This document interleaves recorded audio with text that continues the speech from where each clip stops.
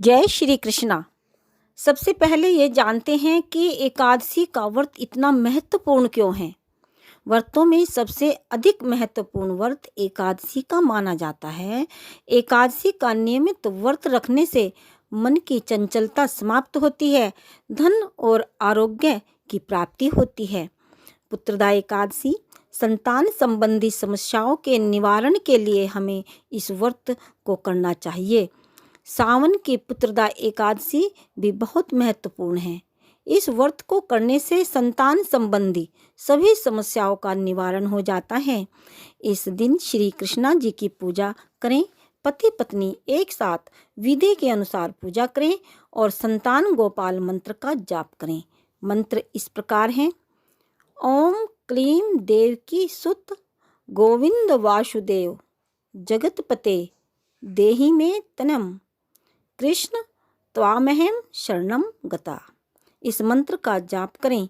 लहसुन प्याज न खाएं, चावल न खाएं, हरि कीर्तन करते रहें, ब्रह्मचर्य का पालन करें, कुछ विशेष नियम करें। पुत्रदा एकादशी पर चंदन से पान के पत्ते पर श्रीम लिखकर श्री विष्णु जी पर चढ़ाएं। पूरी श्रद्धा के साथ करें। दोनों पति पत्नी विश्वास के साथ पीले फूलों की माला व चंदन का तिलक श्री विष्णु जी को लगाएं। मंदिर में या घर पर ही करें। ओम नमो भगवते वासुदेवाय की माला का भी जाप अवश्य करें। ओम क्लीम श्री कृष्णाय नमः या ओम श्री विष्णुवे नमः का भी जाप करते रहें तो संतान संबंधी हर समस्याओं का समाधान हो जाता है। पूरे नियम के साथ जाप करें और अवश्य ही संतान की प्राप्ति होती है। ईश्वर आपकी इच्छा पूर्ण करें। धर्मराज युधिष्ठिर ने पूछा कि हे कृष्ण, अब आप पौष माह के व्रत के बारे में समझाइए। इस दिन कौन से देवता का पूजन होता है तथा क्या विधि है। इस पर श्री कृष्ण बोले कि हे राजन, पौष शुक्ल पक्ष की एकादशी का नाम पुत्रदा एकादशी है। इसका पूजन विधि से करना चाहिए। इस व्रत में नारायण भगवान की पूजा करनी चाहिए। इसके पुण्य से मनुष्य तपस्वी, विद्वान, लक्ष्मीवान होता है। इसकी मैं एक कथा कहता हूँ, सुनो। भद्रावती नगरी में सुकेतुमान राजा राज्य करता था। वह निपुत्र था। उसकी स्त्री का नाम सैव्या था। वह सदैव निपुत्री होने के कारण चिंतित रहती थी। इस पुत्रहीन राजा के पितर रो रो कर पिंड लेते थे और सोचा करते थे, इसके बाद हमें कौन पिंड देगा। इधर राजा को भी राज्य वैभव से संतोष नहीं था। इसका एकमात्र कारण पुत्रहीन होना। वह विचार करता रहता कि मेरे मरने पर मुझे कौन पिंड देगा। बिना पुत्र के पितरों और देवताओं से उरण नहीं हो सकते।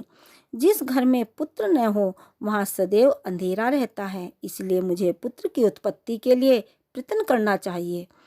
पूर्व जन्म के कर्मों से ही इस जन्म में पुत्र, धन आदि मिलते हैं। इस तरह राजा रात दिन इसी चिंता में लगा रहता। एक दिन राजा ने अपना शरीर त्याग देने की सोची, परंतु विचार करने लगा कि आत्मघात करना महापाप है। राजा इस तरह मन में विचार करके एक दिन छिपकर वन को चला दिया। राजा घोड़े पर सवार होकर वन में पक्षियों और वृक्षों को देखने लगा। हाथी अपने बच्चे और हथनियों के बीच में घूम रहे थे। राजा सोच विचार में लग गया।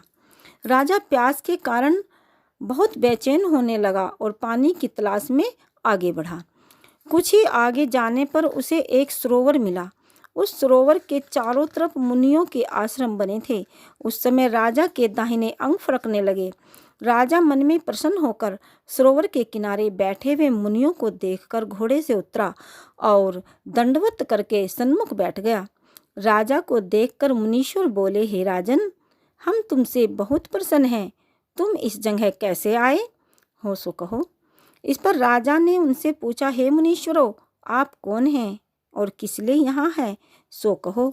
तो मुनि बोले, हे राजन, आज पुत्र की इच्छा रखने वाले को संतान देने वाली पुत्रदा एकादशी है। हम लोग विश्वदेव हैं और इस सरोवर पर स्नान करने आए हैं। इस पर राजा बोला, हे मुनीश्वरों, मेरे भी कोई पुत्र नहीं है। यदि आप मुझ पर प्रसन्न हो तो एक पुत्र का वरदान दीजिए। तो मुनि बोला, हे राजन, आज पुत्रदा एकादशी है, आप इसका अवश्य ही व्रत करें। भगवान की कृपा से आपके अवश्य ही पुत्र होगा। मुनि के वचनों के अनुसार राजा ने एकादशी का व्रत किया और द्वादशी को प्रयाण किया और मुनियों को प्रणाम करके अंत में अपने महल को वापस आया।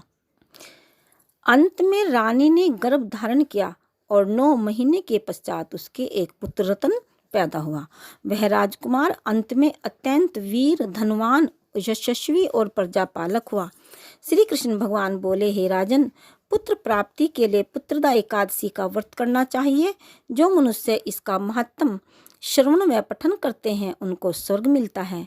बोलो श्री कृष्ण कन्हैया गोविंद गोपाल की जय। बोलो श्री एकादशी मैया की जय। जय श्री कृष्णा। नमस्कार, धन्यवाद। दोस्तों, 2022 की यह सबसे पहली एकादशी है जो 13 जनवरी दिन बृहस्पतिवार को मनाई जाएगी। इसे हमें पूरी श्रद्धा के साथ मनाना चाहिए।